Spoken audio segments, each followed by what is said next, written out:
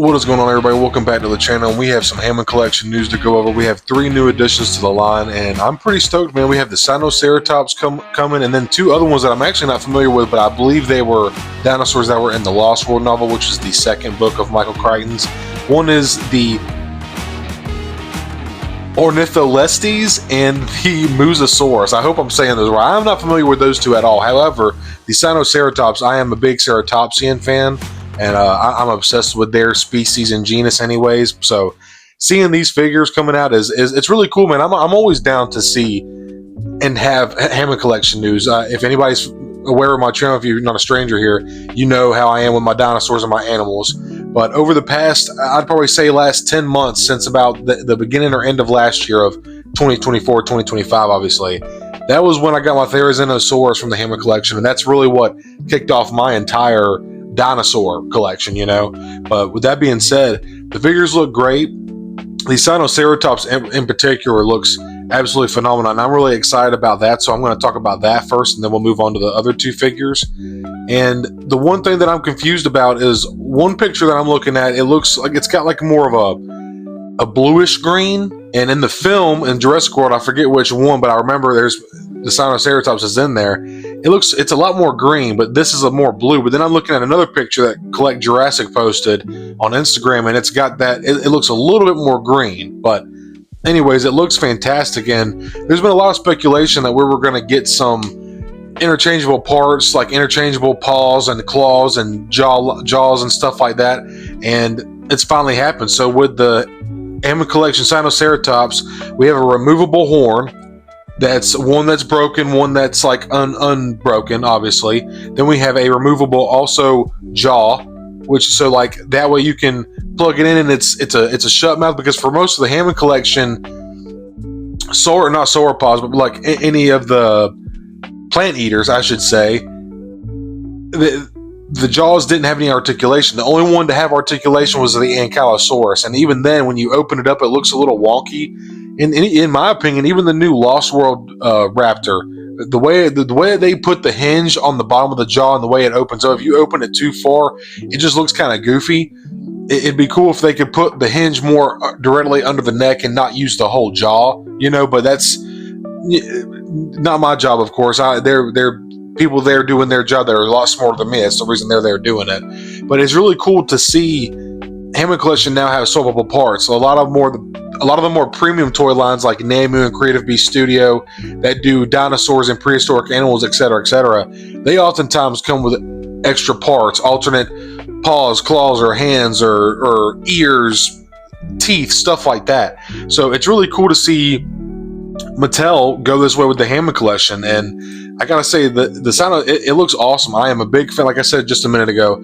I love Ceratopsians. They're just bad freaking ass, and this thing looks absolutely freaking spectacular. The green, the pattern on it looks good. It's got a really decent paint job. Again, the paint kind of ceases. It'd be nice to see the paint continue all the way down the figure and not just cut, which it does go about halfway down the tail, so that's nice to see. But wish they would just take it all the way down the entire figure. Or maybe it was like that in the movie. Maybe the pattern actually stopped midway down the tail. Either way, Mattel does have a habit of stopping the pattern right where the line for the articulation for the tail goes.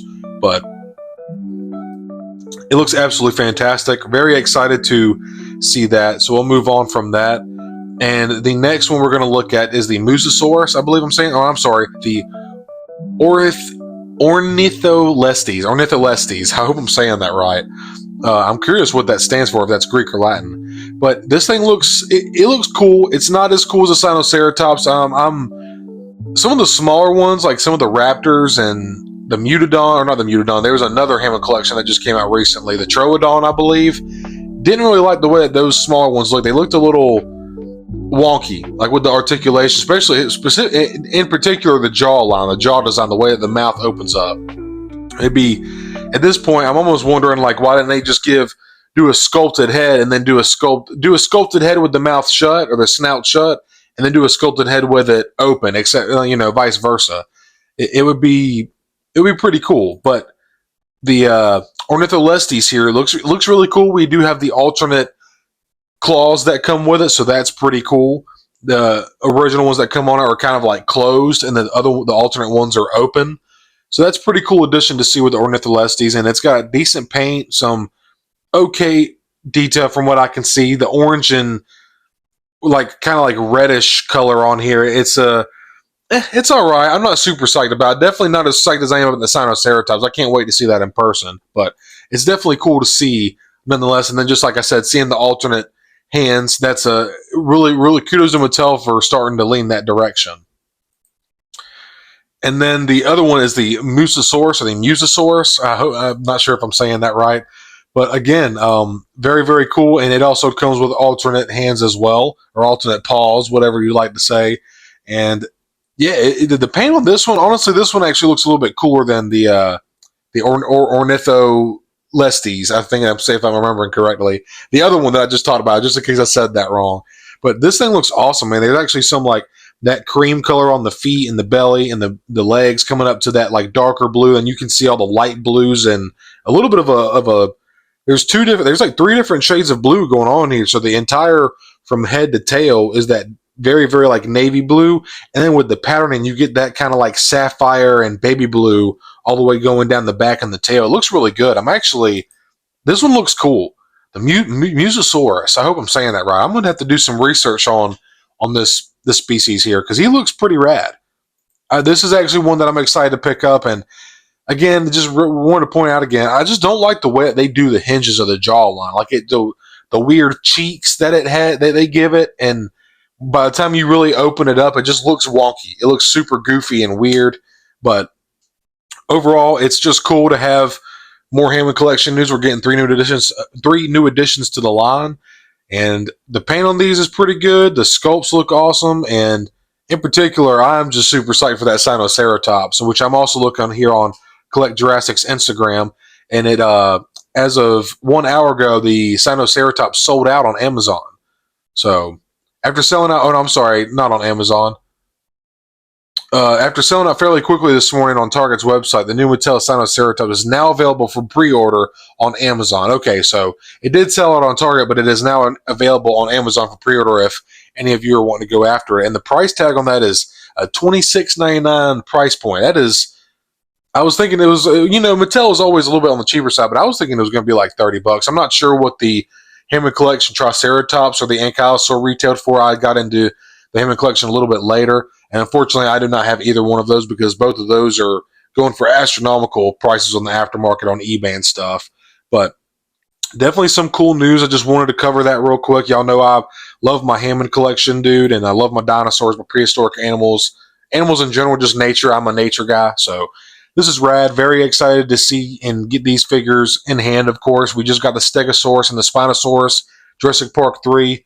I am in love with those figures as well. So very psyched to see what Mattel is going to continue to do with the Hammond collection. And maybe even, hopefully they'll give us some reissues, because I would love for them to reissue the Ankylosaur and the Triceratops. I would love to have those in my collection. So with that being said, everybody, I'm going to wrap it up here. Thank you for stopping by for the Hammond collection news. I hope you enjoyed it, and I hope you're as excited about these figures as I am, because I know I am elated.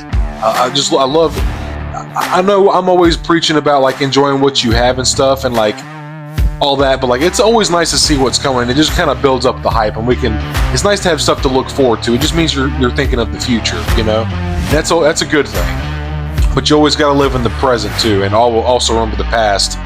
You have to find your balance, yin and yang. But anyways, I'm yapping. Like it if you enjoyed it. Subscribe if you're not already, and I will see y'all next time. Thank you for watching.